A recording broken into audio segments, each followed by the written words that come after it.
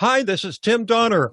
And now, exclusively for our Liberty Nation News MemberZone subscribers, we present a special segment from Liberty Nation Radio just for you. Liberty Nation with Tim Donner. Well, the battle is now joined, if it wasn't already. The 45th president, less than 3 months out of office, took to the stage at a major GOP fundraising event over last weekend, and according to multiple accounts, called the man who is now the nation's top-ranking Republican a dumb SOB. And the feeling is certainly mutual. Mitch McConnell's made little effort to hide his own rage, blaming Trump's overheated rhetoric for the GOP losing control of the White House and Senate, and for the actions of the pro-Trump mob which breached the U.S. Capitol on January 6th. Quoting McConnell, "They did this because they'd been fed wild falsehoods by the most powerful man on earth because he was angry he'd lost an election. Former President Trump's actions preceding the riot were a disgraceful dereliction of duty," unquote, as stated by fellow Republican and Senate Majority Leader Mitch McConnell in a speech in mid-February. Now, can anything good possibly come out of this feud between Donald Trump and Mitch McConnell, which is now spilled into full public view? Sure, for Democrats, who must be sitting in their virtual armchairs, eating their virtual popcorn, and enjoying the show immensely.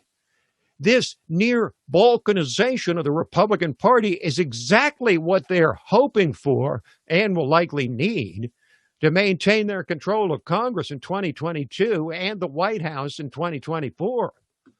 Right now, it seems the prevailing view among the dispirited mass of Trump voters is that the GOP is to be viewed skeptically at best, rejected at worst.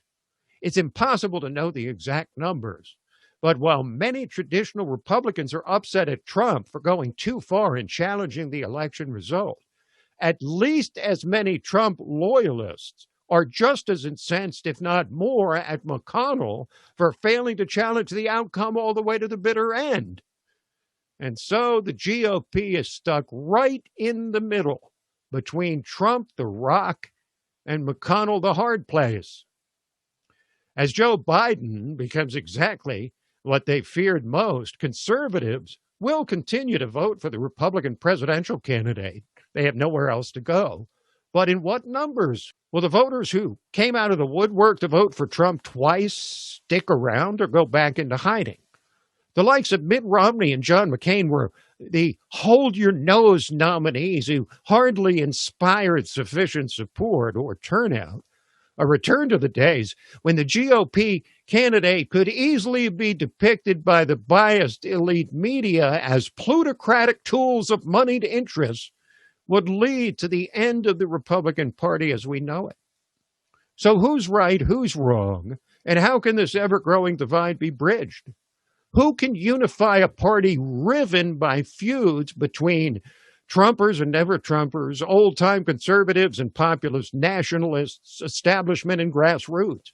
Is there a single figure who can convince enough of the party faithful to join forces under the common banner of the GOP? No doubt the governor of Florida is preparing to present himself as that unifying individual. Successful, popular governor, close ally of the 45th president, from a state which actually went bigger for Trump in 2020 than it did in 2016. With his every Trump-like statement of outrage about the pandemic, the hit job on him by 60 Minutes, and most other subjects these days, Ron DeSantis is positioning himself as the natural successor to Trump.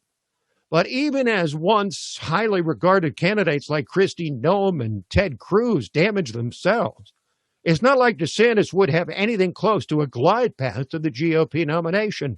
The likes of Josh Hawley, Tim Scott, Tom Cotton, and virtually every other presidential wannabe will make similar claims about uniting the party. So let's put it this way. Whatever leader might emerge in the months ahead and ride to the rescue of the bitterly divided GOP must be able to appeal to both wings of the party. He must be willing and able to step into the middle of this figurative shouting match between Donald Trump and Mitch McConnell and forge a truce. And most importantly, he must then convince both sides to put their shoulders to the wheel to achieve what remains, after all this upset, the shared mission of Republicans of every shape and size: to stop the left. Thank you for subscribing to the Liberty Nation News MemberZone, where you get more content, including articles on culture, politics, and current events. I'm Tim Donner. Thanks for being part of the LN community. This has been a production of LibertyNation.com, conservative news where truth matters.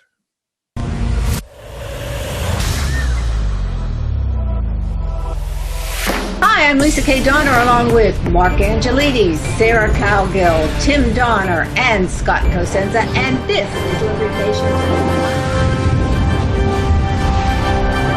Now let's take a look at the LibertyNation.com electoral leaderboard. It's still 238 for Joe Biden. What if stories and legends can offer us the key to unraveling the hottest political issues of the day and apply their lessons to understanding the chaos of modern politics? Impeach 45!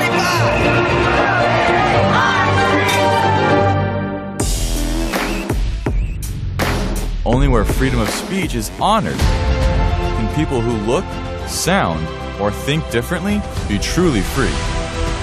If you're discussing something that's difficult, the probability that you're not going to offend each other is zero. President-elect of the United States of America, Donald Trump.